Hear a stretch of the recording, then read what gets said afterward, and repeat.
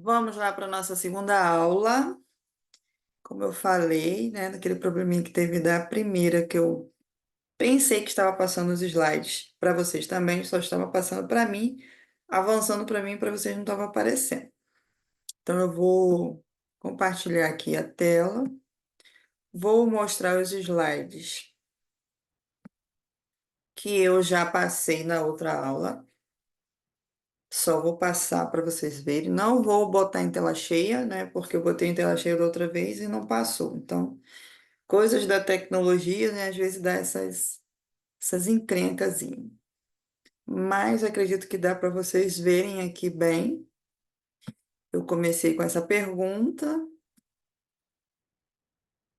depois mostrei essa, que foi para vocês refletirem, né? Se vocês estavam já voando como as borboletas.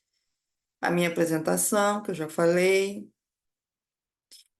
E a pergunta, como é que você está se vendo? Qual fase? Se você está como lagarta. Se você está como casulo, quem já assistiu a primeira aula sabe, né? Que eu fui falando lá e expliquei, né?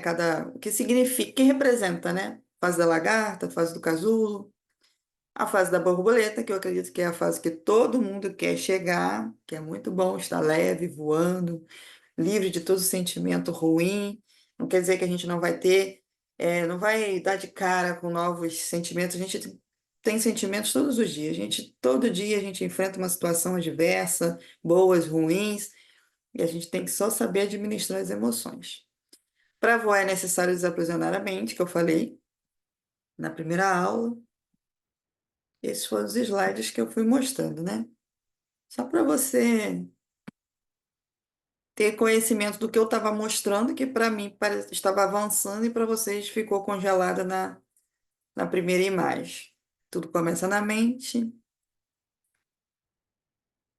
somos modelados pelo ambiente, a nossa personalidade, a formação da personalidade. Essa imagem aqui que eu mostrei que é interessante, vocês relembrarem que nós somos formados, nossa personalidade, pela genética, o ambiente, e aí forma a nossa personalidade.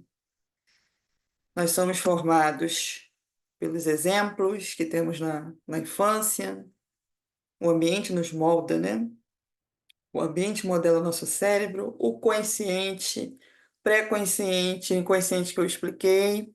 Eu pensei que estava aparecendo para vocês e não estava. Então, essa pontinha do iceberg aí na nossa mente é o que está consciente. O pré-consciente é esse meio que está entre as linhas, e o inconsciente é o que está maior aí no nosso cérebro. Nosso cérebro é mais. A gente age mais pelo nosso inconsciente do que o pré e o consciente, né? Os níveis que eu mostrei, essa imagem que eu pensei que estava aparecendo para vocês e não estava, do pensamento que está no consciente, a percepção, as divisões mais ou menos, né? Isso é só um exemplo que tem no inconsciente, tem muito mais coisa. Somos biopsicossocial, os fatores biológicos, fatores psicológicos, sociais. Isso aí é que nos forma, que eu expliquei também na primeira aula. Vocês já ouviram, não vou falar de novo. Só estou mostrando mesmo os temperamentos. Essa imagem que eu também pensei que estava aparecendo para vocês, né? Que temos defeitos, qualidades, são os nossos temperamentos. Mas só em ouvir a aula você já consegue entender bem a base da construção da nossa personalidade, o afeto, o amor. Eu mostrei essa aí também interessante, né? O do cérebro é diferente. Não é que o cérebro é diferente, né? Corrigindo. Pode haver interferência, alterações no nosso cérebro devido à falta de afeto que a gente recebe na infância. Isso é tão profundo que pode ter até interferências no nosso cérebro. Pode ter evoluções diferentes no nosso cérebro. Uma criança que ela é bem amada, que ela recebe o afeto na medida que ela precisa, porque cada ser humano tem a sua medida, e é, quando ela não recebe. Aí talvez você pode me perguntar, ou está se perguntando aí, mas qual a medida para cada um? Cada um vai conhecer os seus filhos, né? A gente não tem como medir. Então, ame, né? Ame, ame, faça tudo que você possa fazer, como eu já expliquei lá, o afeto, o se inclinar, o estar disposto, né? Ame, ame, que amar não mima filho, não. Ame de maneira que ele saiba realmente o que é amor e o que ele vai receber dos outros. Porque quando ele estiver numa situação de migalha, ele saber e falar, não, eu não mereço isso porque eu sei o que é amor. E quando você não sabe, qualquer coisa que te oferece para você é importante, é interessante. Então, foi esses os slides, né, que eu mostrei, os sintomas, os traumas. E aí, a aula de hoje, a gente vai falar sobre a falta de referência paterna. A falta de, a falta de referência paterna. A falta de uma referência paterna pode ter consequências significativas no desenvolvimento emocional, psicológico e social de uma criança. A sua personalidade, assim como o seu inconsciente, é formado de 0 a 6 anos, né? Já falamos um pouco sobre o inconsciente, então a nossa personalidade e nosso consciente, nosso id, nosso ego, superego, está tudo sendo formado ali. E a figura paterna tem um impacto muito grande na sua formação. Se os homens soubessem a importância deles na formação da criança, né, da paternidade, né, eu acredito que eles se conscientizariam melhor e teriam posicionamentos diferentes. Aqueles que querem mudar também, né? Porque tem gente que vai ter esse conhecimento e vai dar no mesmo. Enfim. Falta de referência paterna pode gerar problemas no comportamento de uma criança. A criança pode apresentar agressividade, rebeldia, dificuldade de concentração, de rendimento escolar, baixa autoestima. A criança pode desenvolver baixa autoestima, insegurança e medo de rejeição. Dificuldade de estabelecer vínculos. A criança pode ter dificuldade de estabelecer confiança em vínculos com outras pessoas. Buscar por parceiros que representem o pai. A criança pode buscar parceiros que representem característica do pai, seja emocionalmente ou na forma como se comporta. Já foi comprovado em alguns estudos que até a questão do homossexualismo, né, não é uma regra, não quer dizer que todos que não têm uma referência paterna vai se inclinar para essa situação, não é isso. Mas alguns, na verdade, eles estão buscando a falta daquele pai que ele não teve, né? Aí confunde os sentimentos e na cabeça dele, ele acha que está gerando um amor e acaba, né, gerando, às vezes, em algum momento, mas na verdade ele está buscando aquela referência paterna que ele não teve. Repito, não é uma regra, não quer dizer que todos vão acontecer isso, mas pode acontecer que essa confusão de sentimentos, a pessoa está ali buscando o pai que ele não teve, aquela proteção que ele não teve. Aí acaba buscando esse amor em outro homem, se for um homem, né? Um menino, um adolescente do sexo masculino. E mulheres também acaba, às vezes, essa falta desse pai, ela se apega a uma outra pessoa, não porque ela está amando aquela pessoa, pode acontecer. Ela se apega, às vezes, a uma pessoa que às vezes nem faz tão bem para ela, mas porque é a falta de uma referência paterna. O nosso cérebro é uma caixinha de surpresa, então pode acontecer tantas coisas, tantos pensamentos, tantas emoções podem ser geradas, e a gente pode achar e falar, não, isso aqui é absurdo, não tem nada a ver. Mas tem a ver, sim. O pai faz a criança se sentir importante. Caso ele tenha sido disfuncional, você cresceu sem o senso de importância. Logo atrai pessoas que não te valorizam na vida amorosa, nas amizades, no trabalho, ou seja, isso em várias áreas da sua vida, não só na área amorosa, mas nas amizades, no trabalho, familiar. O pai, ele traz toda essa proteção, é o senso de razão, é o pai que constrói, ajuda a construir essa personalidade ali mais forte, do senso de ser amado, a proteção daquele pai, vai fazer para a criança, né, se sentir mais amada, se sentir valorizada. E aí, quando ela não tem isso, ela acaba crescendo sem aquele senso de valorização, né? Então, a referência paterna, ela constrói tudo isso na criança. Então, ela é muito importante. Por mais que você peça para ser valorizado, sempre atrai mais pessoas que não te valorizam. Você se torna refém a vida toda da figura paterna disfuncional, projetando e buscando ela em parceiros. Então, isso aqui é uma das raízes, né? Não estou dizendo que toda pessoa que teve falta de presença paterna vai acontecer isso, mas eu estou mostrando aqui nesse webinário algumas raízes. Eu já falei lá atrás da falta de afetividade, é uma raiz. A gente vai ver ainda sobre a rejeição, é outra raiz. Isso aqui são várias raízes. A memória genética é outra raiz, que eu ainda vou falar. Então, uma delas também é a falta de referência paterna. Memória genética. A carga genética é única para cada ser humano, tanto em características fisiológicas e biológicas, como em comportamento.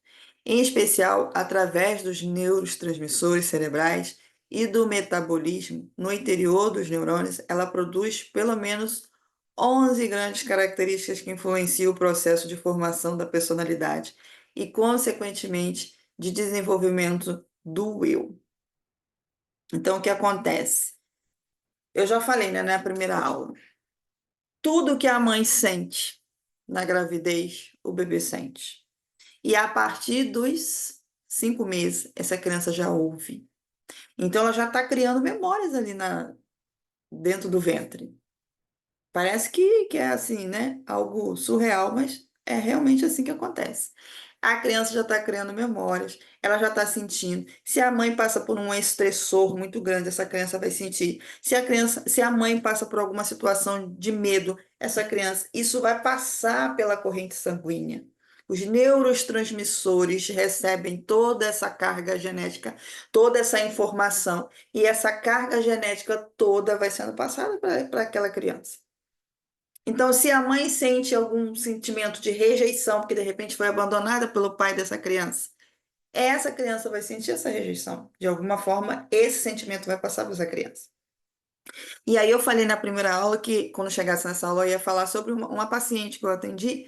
Ela tinha muito medo, tanto medo que ela não sabe de onde vinha que tanto medo. Ela rejeitava oportunidades de coisas que ela achava que ela não ia conseguir fazer. Ela é obreira da igreja e tinha, às vezes, alguns convites e ela tinha medo. Se era para falar em público, ela tinha medo. Se era para tomar alguma decisão, ela tinha medo. E ela mesma não sabia de onde vinha tanto medo. Ela, às vezes, ficava com raiva dela mesmo, porque que ela não avançava, porque aquele medo paralisava ela. E aí, no acompanhamento terapêutico, em várias sessões, usando as técnicas e buscando ali investigar, porque eu falo que a terapia é um cavar de poço. A gente cava o poço e é aquele poço entulhado.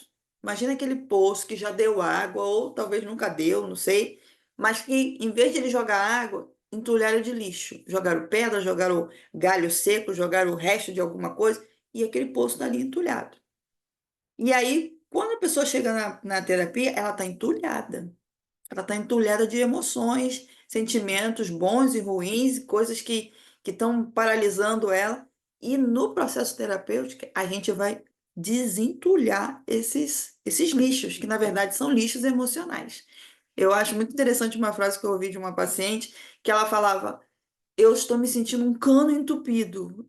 E ela é cristã também, então ela falava: eu não consigo mais ouvir a voz de Deus, eu não consigo ouvir a voz do Espírito, eu não consigo me conectar com Deus, eu não consigo ouvir a minha razão, nada, eu tô me sentindo um cano entupido. E é realmente assim que a gente fica, porque a gente vai carregando tanta coisa, desde lá da infância, adolescência, juventude, e a gente chega na fase adulta com aquilo tudo dentro da gente. Se a gente não conseguiu ressignificar ao longo do caminho, ao longo do processo, ao longo do nosso crescimento, ao longo do nosso amadurecimento, ao longo da nossa evolução, porque nós somos um ser humano que está ali evoluindo.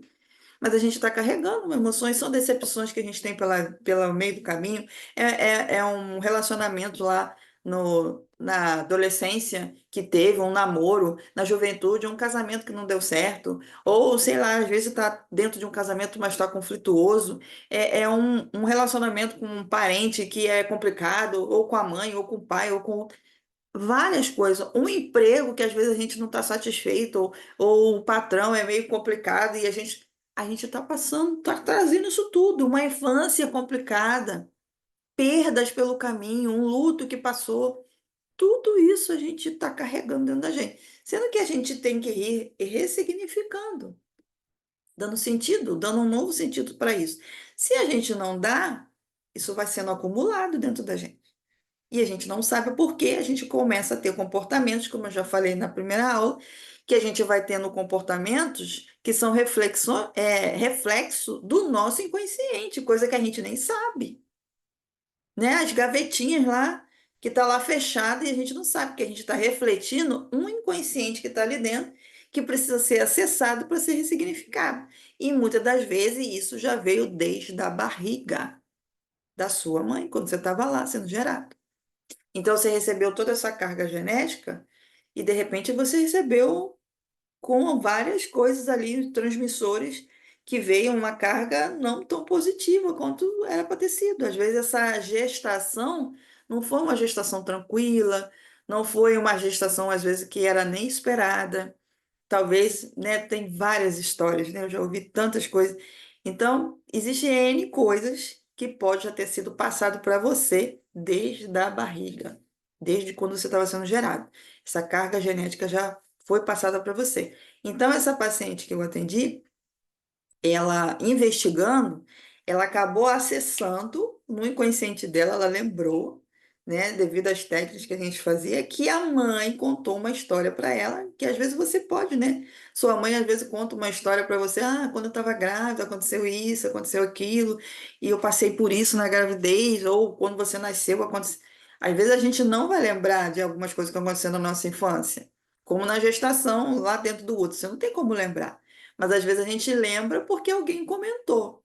E aí ela lembrou que a mãe dela comentou que ela passou um estressor muito grave, né, pelo próprio pai dela, pelo próprio cônjuge, né, o pai dessa paciente, quando a mãe dela estava grávida, por algum motivo lá, eu acho que bebida, não me lembro agora, ele tentou matar a mãe dela.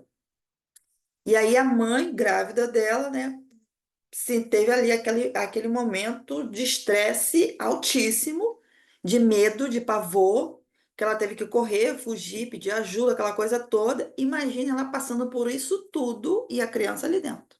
Já estava ali no, acho que mais de 5 meses, 5, 6 meses, não sei exatamente agora, não me recordo, mas a criança estava envolvida naquilo tudo ali, que no caso essa criança era ela, a minha paciente.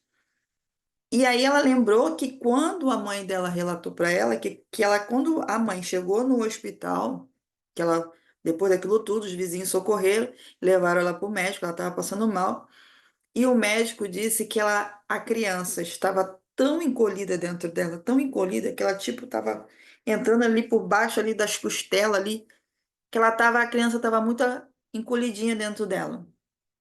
Isso é o quê? O reflexo da mãe, do todo o pavor que a mãe sentiu, passou para a criança. Então a criança estava ali encolhida porque certamente todo aquele medo que a mãe sentiu, ela estava sentindo também. Então tudo que a mãe estava sentindo deixou essa memória. Ou seja, esse medo, e aí a gente chegou à conclusão que esse medo que ela tinha de tudo já vinha do útero da mãe dela, de quando ela estava sendo gerada. Então, são memórias genéticas. Então, a gente precisou reconstruir, ressignificar isso, né? Dar um novo sentido para isso, para ela poder liberar, se libertar desse medo. Ela vai ter medo em alguns momentos? Vai, todo mundo tem. Mas o medo, ele não pode nos paralisar. Existe um medo que é saudável. Por exemplo, se você vai atravessar uma rua e você vê um carro vindo, você não vai atravessar porque você tem medo de ser atropelado. Esse medo te protege. Mas aí passou o carro, você atravessa e segue a vida. Mas o medo que te paralisa, que não te deixa avançar, que tudo que você tenta iniciar você não consegue, esse é preciso de tratamento. Esse precisa ser tratado. Por que que você faz planos e planos e aí novamente estamos aí um início de ano cheio de planos, cheio de pensamentos, cheio de ideias e às vezes você começa e não consegue fluir porque vem os medos. Ai, será que vai dar certo? Será que vão, o que vão falar de mim? Aí será isso, será isso? O medo te paralisando. E você não sabe de onde vem esse medo. Pode ser de uma carga genética que veio de lá, já dentro do ventre da sua mãe. Ou pode ser do decorrer da vida, da infância, da adolescência, alguma coisa que aconteceu com você que te traumatizou e gerou esse medo que te paralisa. Então, por isso que esse conhecimento para você é libertador. Você precisa identificar as raízes do seu medo, para que você possa avançar. E tem tanta coisa boa que você pode desfrutar, pode conquistar, e você não está conquistando por causa desse medo. Então, é importante você ressignificar isso. E descobrir a raiz. Nesse caso, como eu falei, eu estou falando aqui várias raízes. Nesse caso dessa minha paciente, uma das raízes vinha da memória genética. Tipos de luto. Vamos entender um pouco o que é o luto? Luto não é só quando se perde uma pessoa. Ah, eu perdi minha mãe, eu perdi meu pai, eu perdi meu marido, eu perdi minha esposa, estou de luto. Não. É um luto? É. Mas vamos entender esse termo. O termo luto significa a expressão de tristeza ou pesar pela morte de alguém. Sim, também. A palavra em português tem origem no termo em latim luctu, que também era usado para representar a dor e tristeza pela perda de algo ou alguém. Ou seja, não é só de uma pessoa, de um alguém, é de um algo também. Que pode ser várias coisas, a gente vai ver daqui a pouco. Sendo assim, o luto está relacionado aos sentimentos de extrema tristeza, angústia e saudades provocadas pela perda de alguma coisa ou alguém importante, sem que a perda esteja necessariamente ligado à morte. Luto não é só caso de morte. Talvez você está passando um luto e nem sabe que é um sentimento de luto. Isso significa dizer que o luto é uma expressão individual que apresenta uma série de sintomas e está relacionado com o sentimento de perda. Desse modo, ele pode aparecer em uma situação de divórcio e desemprego, ou com a morte de uma pessoa próxima, ou até de um animal de estimação. Né? Eu, há pouco tempo, eu atendi uma pessoa que estava sofrendo muito pela morte de um animal de estimação. Aí tem gente que vai menosprezar esse sentimento. Ai, que bobagem. Não, gente. Nós temos sentimentos.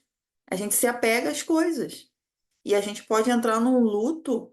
É aí que é importante, às vezes, você procurar um terapeuta, um profissional, porque se você for contar, expressar esse sentimento para alguém, a pessoa vai falar, "Ai, que bobagem." E o profissional, ele não vai te julgar por nenhum sentimento que você está sentindo. Por mais absurdo sentimento que você está sentindo, o profissional nunca e não deve. Se existir algum profissional que faz isso, ele está quebrando a ética.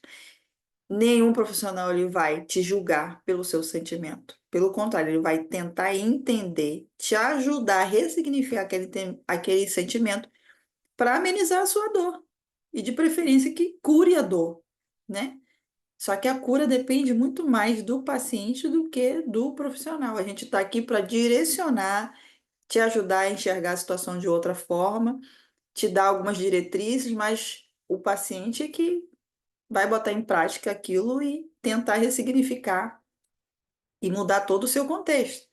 Eu falo que ele é o protagonista da sua história. Nós somos aqui só coadjuvantes. Eu sou só coadjuvante da situação. Quando as pessoas falam, ai, você me ajudou a transformar isso, e não, eu não fiz nada. É você a autora da sua história. Eu sou uma partícula pequena dessa ajuda. É uma ajuda importante? É, mas se a pessoa não quiser mudar, se ela não quiser se ressignificar, de nada vale. Nosso trabalho não vai ter efeito. Então, o luto, ele pode vir de um divórcio, porque ninguém casa para separar.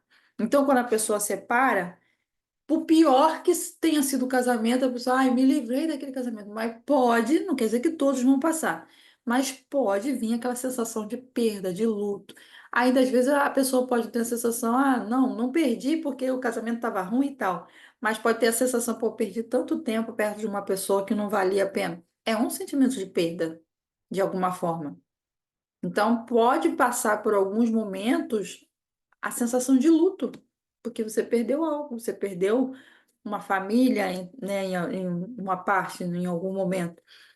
O desemprego, você perdeu o emprego, aí dá aquela sensação de perda, de ai, eu gostava tanto daquele emprego e era bom para mim, ou a preocupação, e agora como vai ser? Eu sei o emprego, o recurso financeiro e tal, e dá aquela sensação de perda, de luto. Você pode também, às vezes, estar passando por uma sensação de luto porque perdeu o emprego.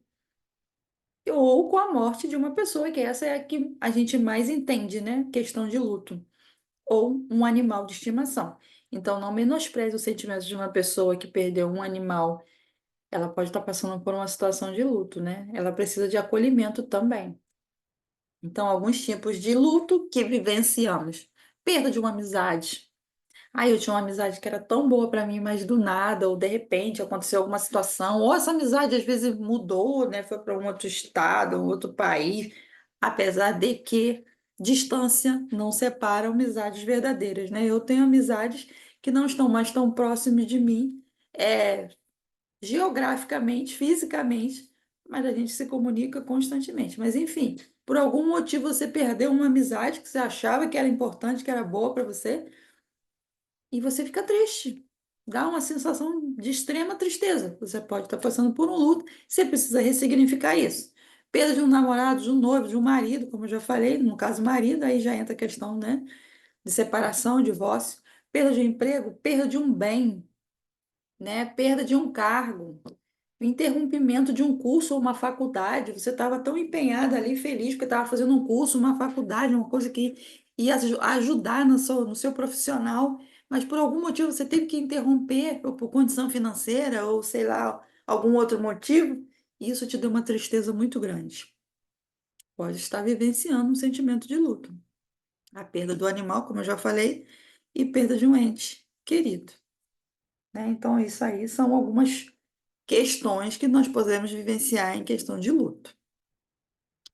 Somos biopsicossocial, eu já mostrei essa imagem para você, só para você relembrar, e uma reflexão para você. Bio significa o biológico, a nossa genética, psico, as emoções, comportamento, personalidade, social, interações com o meio em que a gente vive, né? Os nossos relacionamentos. Então, você, só para te lembrar aqui, para você não esquecer, que eu te mostrei isso na primeira aula. Lembre-se que você não é uma máquina. Cuidado com seu corpo, cuidado com suas emoções, cuidado com as pessoas do seu meio. Saia de perto de pessoas tóxicas, que isso também te paralisa, isso também é uma raiz paralisante, né? Cuidado com o seu corpo, alimente-se bem, durma bem, o sono é importante, o sono nos ajuda a recompor memória, concentração, recompõe tantas coisas, revitaliza, né, o nosso corpo. Às vezes você está aí estressado durante o dia, até criança que fica muito estressada, às vezes essa criança não está dormindo adequadamente, a quantidade certa que ela deveria dormir. Existe uma quantidade certa para cada idade. Eu não coloquei aqui, mas eu posso até colocar na próxima aula como lembrete, né? Se eu lembrar, ou posso colocar lá no grupo, né, para vocês saberem, terem conhecimento. Cada faixa etária tem a sua quantidade de sono adequada. Uma criança precisa dormir tanto tempo, um adulto, um jovem, um idoso, para que a gente possa estar bem, nosso corpo estar bem. Bebam água, se alimente bem. Se alimentar bem não é comer muito, é comer o que o seu corpo precisa e comer de maneira saudável. Faça caminhada, atividade física, cuide do seu corpo, porque nós somos corpo, alma e espírito, nós precisamos cuidar do nosso corpo, nossas emoções e dos seus relacionamentos. Tá lidando com gente tóxica? Se afasta, porque isso faz mal para a sua saúde mental. Qualquer uma dessas três áreas, se estiver em desequilíbrio, pode lhe afetar muito, muito, muito negativamente. E daí, às vezes, vem as doenças psicossomáticas. Ai, eu estou sentindo isso, estou sentindo aquilo, já fiz um monte de exame e não deu em nada. Começa a investigar as questões emocionais. Quando a gente está doente, problema de vista, a gente procura um oftalmologista. Problema do coração, procura um cardiologista. Tá com problemas, né? As mulheres que faz aí, nós precisamos fazer, né? Nossos exames preventivos, ginecológicos, você vai procurar um ginecologista. Cada caso tem a sua, tem o seu especialista. Aí as emoções, como são invisíveis, você não está vendo, mas você sente. Aí você negligencia. Mas isso também dá doença. Já atendi várias pessoas, já eu fiz exame disso, fiz exame daquilo. Aí o próprio médico fala: procura um psicólogo, um psicanalista, um terapeuta para investigar isso aí, porque biologicamente, fisiologicamente você não tem nada. Ou seja, no corpo tá tudo bem, aparentemente. Mas tá com sintoma, então tem que investigar em outra área. Então vai para as emoções. Então as doenças psicossomáticas, o corpo físico é um reflexo das nossas emoções, crenças e pensamentos. Sempre que algo não vai bem, o corpo encontra um meio de sinalizar que há um problema. É assim que surgem as doenças e dores emocionais. As doenças emocionais são manifestações do inconsciente, ou seja, aquilo que a gente já viu na outra aula. O inconsciente está adormecido. Você não tem noção dele, você não tem como acessar ele de maneira fácil. Com a ajuda de técnicas, a ajuda de profissionais, é que você consegue chegar no inconsciente. Então, as emoções estão vindo, as manifestações estão vindo de lá e você não sabe.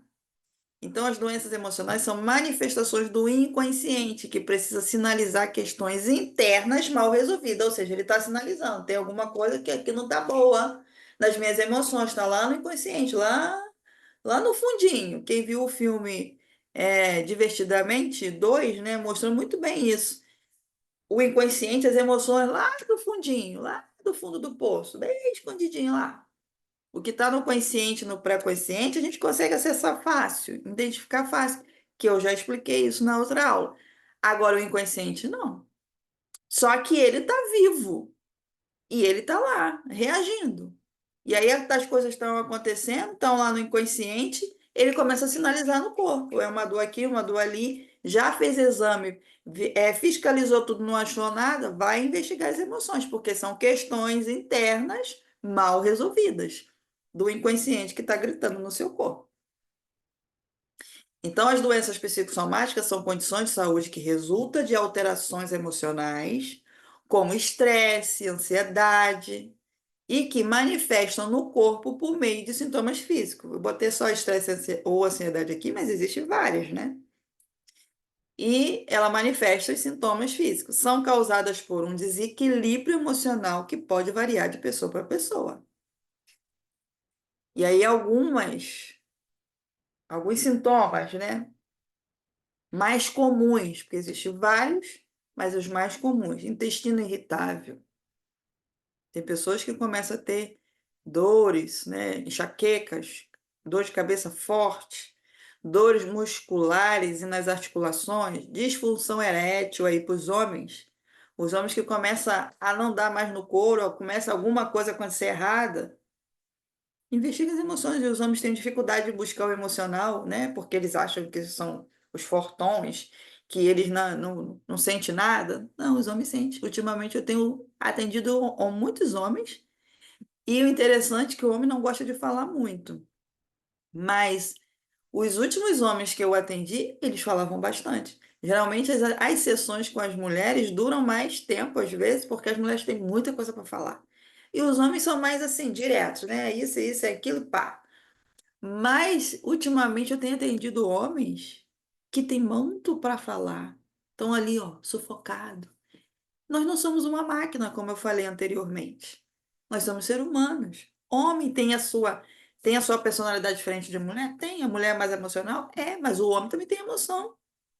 E às vezes, por ele ficar segurando ali, porque eu sou homem, eu sou forte, quer mostrar fortaleza, acaba se complicando também. Aí vai saindo o quê? Doenças no corpo. Aí vai atingindo o corpo físico, pode atingir a sua sexualidade, né? Ter disfunção erétil aí, e vai comprometer tudo o resto, né? Gastrite, alergia nervosa, palpitações, sensação de aperto na garganta, né? Parece que tem alguma coisa aqui apertando, ou às vezes um bolo na garganta. Eu sentia muito um tempo atrás, né? Quando eu estava vivendo o relacionamento abusivo, parecia que eu tinha engolido uma melancia, tinha um bolo na garganta que não descia. Eu bebia água, eu comia, eu fazia tudo para aquela sensação passar e não passava de jeito nenhum. Até então, eu ainda não tinha conhecimento que era crise de ansiedade, ou seja, tinha algum desequilíbrio emocional comigo naquele momento, que era devido à situação que eu vivia, só que eu não sabia, né? A gente acaba achando que tudo é normal e eu não sabia que vinha daquilo. Mas, conforme eu comecei a ter conhecimento, eu fui identificando. Então, essa sensação de aperto na garganta ou de um bolo na garganta também são sintomas de algum desequilíbrio emocional. Problemas de concentração. Já atendi mulheres com muito problema de concentração. Elas ficam. A mente está assim, né? Bota uma panela no fogo, esquece, faz uma coisa e não bota, não sabe onde colocou. Isso pode acontecer com qualquer um? Pode. A gente tem que observar a frequência. Se o negócio está muito frequente, já está saindo do normal. Todo mundo pode botar um negócio num lugar e esquecer. Todo mundo pode esquecer uma panela no fogão, um fogo aceso, e esquecer, ai, está queimando. Todo mundo pode acontecer isso. Mas quando o negócio está muito frequente, é uma sinalização que alguma coisa não está legal. Então, é igual a questão do luto. Todo mundo vai sofrer o luto. É importante que você sofra o luto. É importante que você chore o luto. Mas o que a gente tem que ficar atento é o tempo que você está sofrendo esse luto. É aceitável até 1, 2 anos, segundo, né, os estudos, mas isso vai depender de pessoa para pessoa, a pessoa vivenciar aquele luto. É normal. Mas se esse luto paralisa a sua vida, você começa a não fazer as coisas que você fazia rotineiramente, se ele vai entrando, sai ano, já está persistindo há muito tempo, está na hora de buscar uma ajuda.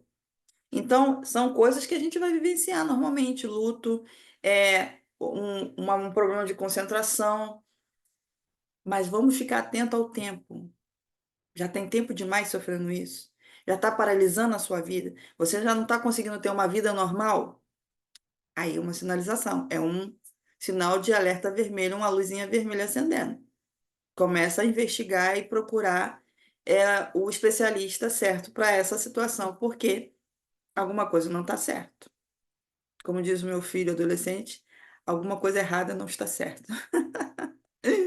Fraqueza e fadiga, insônia, dores, ansiedade, alteração do apetite. Dores. Às vezes a gente começa a sentir umas dores no corpo do nada. Você acorda, parece que um trator passou por cima de você, fez um exercício físico, parece que você fez muito exercício no outro dia, carregou no dia anterior, carregou coisa pesada, aí você para e pensa, gente, eu não fiz aquela faxina pesada, não carreguei bolsa pesada, não fiz nada assim de extravagante, por que que eu tô com essa dor no corpo? Pode ser do emocional. Irritabilidade, está sempre irritada, falta de ar, distúrbio gastrointestinal, como diarreia, náusea, vômito e constipação, crises altas de ansiedade, ela pode dar diarreia, pode dar vômito, pode dar náusea e pode dar constipação. Ela dá um descontrole gastrointestinal.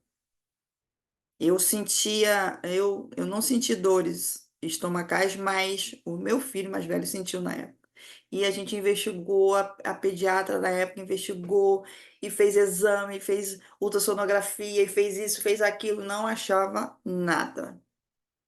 E aí foi na época que eu estava começando a estudar e eu comecei a identificar que era crise de ansiedade. Por isso que eu falo que todo o conhecimento que eu tenho hoje, primeiro foi para me libertar, foi para me salvar, salvar a mim e meus filhos, escapar pela nossa vida. E hoje eu uso isso para ajudar outras pessoas, porque me libertou e eu quero ajudar outras pessoas a se libertarem também. Então, fique atento. Uma vez ou outra você vai ter uma diarreia, um vômito, às vezes você comeu alguma coisa que fez mal, beleza. Isso é normal, é o que eu estou falando. Tem coisas que é normal, mas observe a frequência. Tá dando isso constantemente? Aí você vai procurar um médico para saber. Fez lá os exames, investigou, de cabo a rabo, como dizia minha bisavó, e não deu nada, não acha nada no corpo, no biológico, no físico. Investiga as emoções. Tem algum descontrole? físico, alguma coisa aparente, procura o médico. Faz exame, busca entender. Chegou lá, o que era de médico, o que era fisiológico está resolvido, ou não achou nada, e o negócio continua, busca investigar as emoções. Busca um terapeuta, um psicanalista, um psicólogo para te ajudar. Porque alguma coisa nas emoções pode estar lá gritando, te sinalizando que o problema está lá. Então, não negligencie isso, né? Porque eu perdi uma prima de terceiro grau, não tinha muito contato, mas era minha prima, e, e morreu. Depois a gente veio descobrir que ela vivia um relacionamento altamente abusivo, mas estava ali engolindo tudo, e um dia ela estava fazendo mingau para a filha dela na beira do fogão, deu um piripaque e caiu infartada. De repente. Por quê? Engolindo coisas e ali sufocando o emocional, não botou para fora, não conversou com ninguém, não buscou uma ajuda, acha que é assim mesmo, né? Pessoal do interior acha que é normal já, enfim, deixou uma filhinha de 2 anos. Então, emocional desequilibrado não é brincadeira, não brinque com isso. Você já sentiu algum desses sintomas inexplicáveis em seu corpo? Quando a boca se cala, o corpo grita. Então tenha cuidado. Aqueles que sentem uma dor aparentemente inexplicável e que ocorre em diferentes partes do corpo, já fizeram vários exames e não descobriram a causa, parece que acorda todos os dias como se um trator passou por cima ou fez muito esforço no dia anterior sem ter feito, o conselho é: investigue a área emocional. Pode estar lá a raiz do problema. Então, o que eu já tinha falado, que eu já tinha até adiantado, e é isso aí. Procurou, vasculhou na área física, não achou nada? Busca um profissional das áreas das emoções, porque com certeza o problema está lá. Alguns hábitos que sugam a sua energia. Outra raiz também, né? Coisa que suga a nossa energia. Pensar demais, reclamar, agradar todo mundo. Isso é uma coisa muito triste. Às vezes é que agradar os outros, é agradar todo mundo e você mesmo não se agrada. E você tenta agradar, porque na verdade a gente nunca agrada todo mundo. Viver no passado, ficar se alimentando só do passado. Quando a gente faz a terapia, a gente precisa identificar se tem raízes do passado que está te paralisando. Mas a gente vai lá, identifica, ressignifica e olha para frente. Futuro, presente e futuro. Vamos viver a vida. Mas tem pessoas que não conseguem, ela está presa só no passado, ela só olha para trás e ela fica lá, fica lá, fica lá. Então você precisa sair de lá, vir para o presente e planejar o futuro. Porque todo dia Deus te dá um presente e todo dia esse presente é para você, o nome já diz presente, presente é dádiva, algo que você está recebendo para você viver.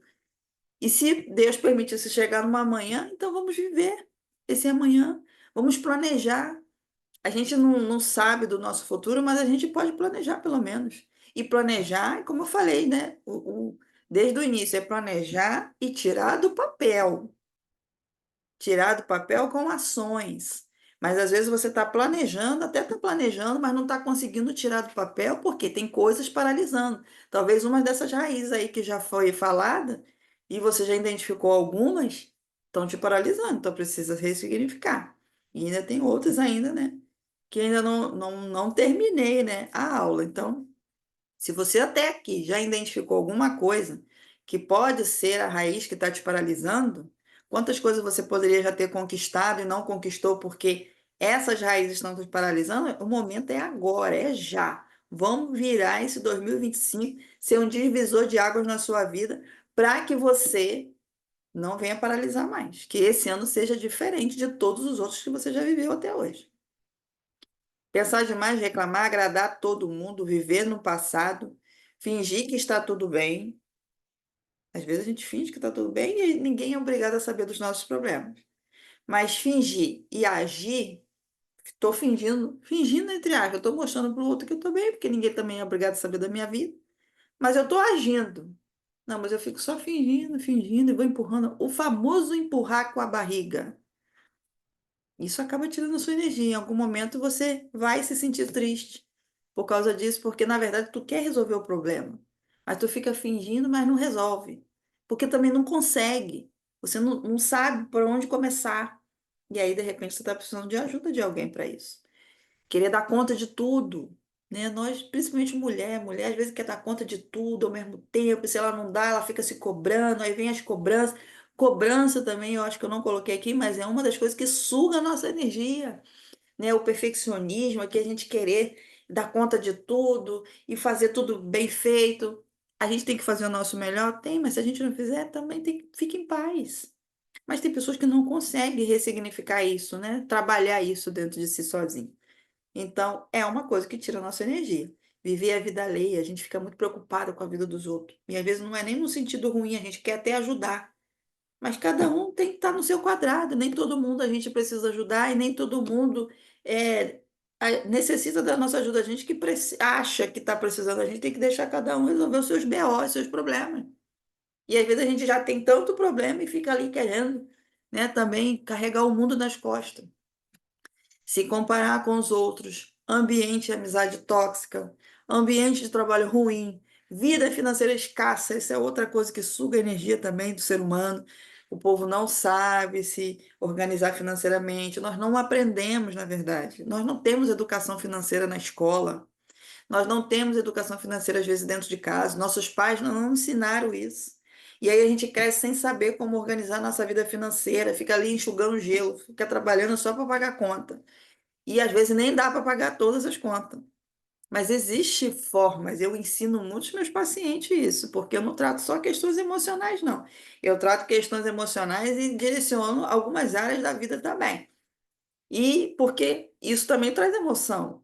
Então, nós somos um ser de várias áreas, né? Então, a gente não pode só tratar uma coisa e deixar a outra no vácuo, né? Então, quem já foi atendido por mim sabe que eu cuido da área financeira, emocional, espiritual, conjugal, familiar, social, sexual, porque isso está dentro de nós. Como eu tenho especialização também em sexologia, e eu vejo que isso é importante, então, é todas as áreas, né?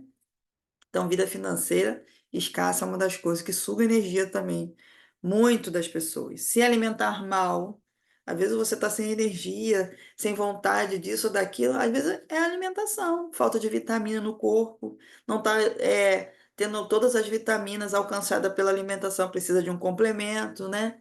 De um complexo isso, complexo aquilo. Então, complexo B, uma vitamina C, enfim.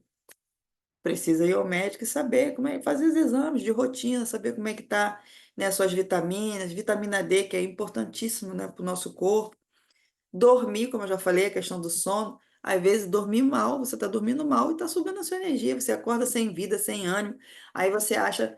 Tem pessoas que estão sendo diagnosticadas com quadro depressivo, mas na verdade é falta de vitamina e falta de sono. Sabia disso? Que quando ela estabiliza isso tudo, melhora grande parte. Às vezes não é nem só a questão depressiva ou algum sentimento que está fazendo ela ficar depressiva, não. São questões de vitamina e questão de sono mal regulado. Sedentarismo, tem que se movimentar, tem que fazer atividade física.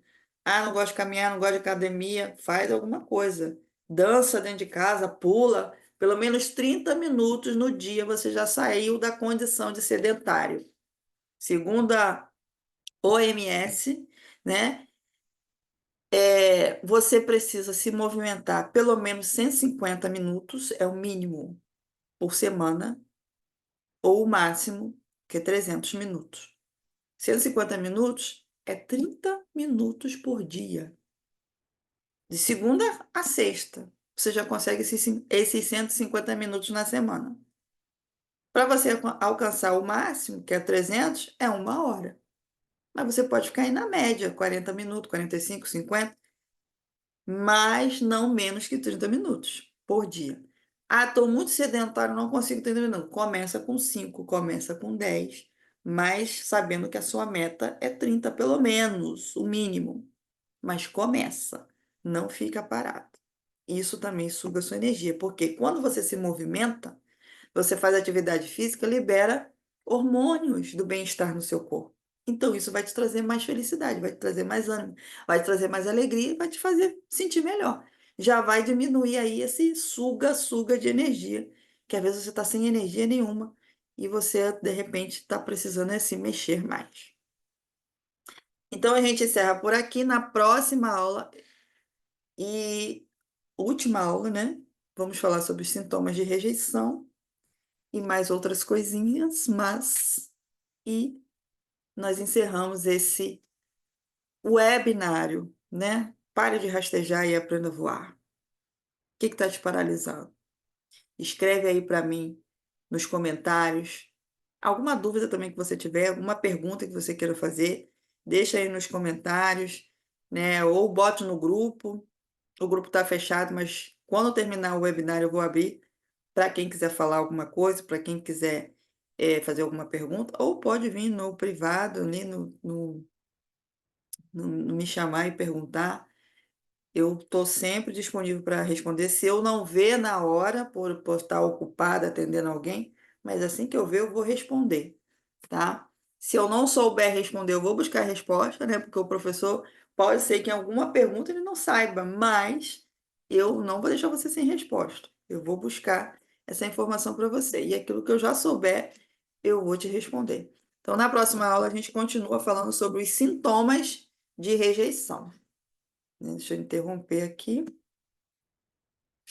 Eu agradeço mais uma vez a sua parceria, a sua companhia e a sua confiança, né, de estar aqui comigo para receber esse conteúdo. E eu espero que esteja fazendo sentido para você, que você já tenha tido aí algum despertamento, algumas chavezinhas já pode ter virado na sua cabeça, que tenha sido produtivo até aqui. Essa é a minha intenção, compartilhar conhecimento, porque o conhecimento transforma, o conhecimento liberta e que possa estar te ajudando aí de alguma forma.